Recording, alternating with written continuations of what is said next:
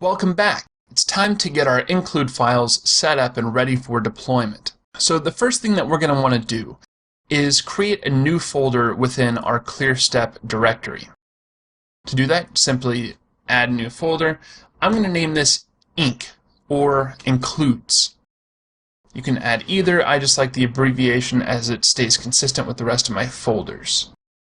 Next thing, we know that in our site, we're going to be extracting the header and the footer. Now remember, for includes, you could do this for any sort of page type or file type. If you had a sidebar that you wanted to repeat across several pages, but you only wanted to edit once, and then include those into other files. So you could imagine that whenever we go back, this could be packed with all sorts of other files like sidebar.php or even a slider.php. But in this case, we're just going to create a PHP file and name it header.php. All of this can be erased. And then we'll also create another include file, name that footer.php. Looks like I already got the extension, okay, and we'll delete that. So we need to go and grab the portions of our markup that include our header and our footer.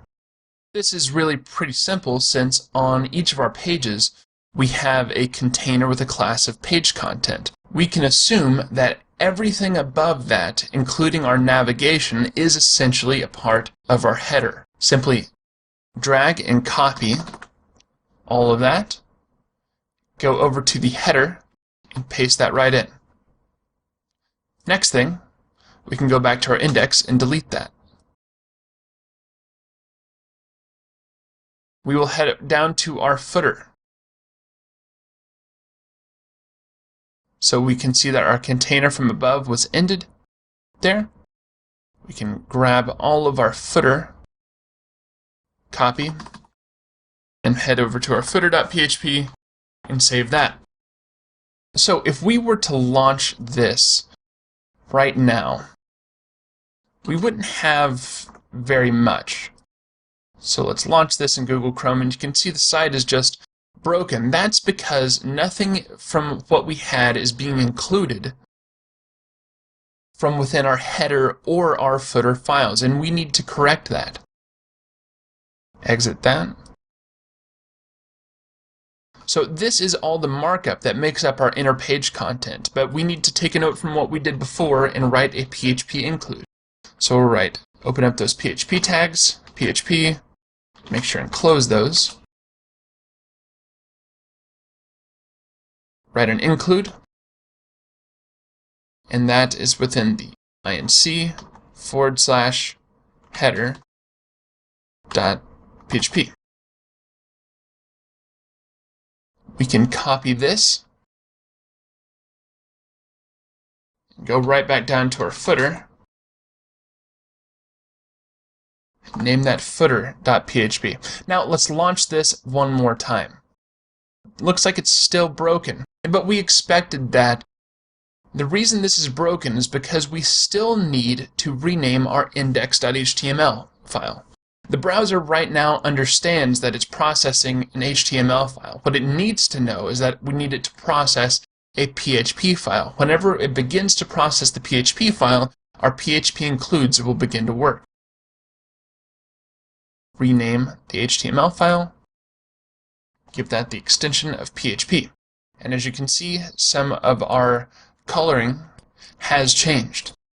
So something else that we want to be sure about is that this statement is still not going to work unless we add in our quotation marks.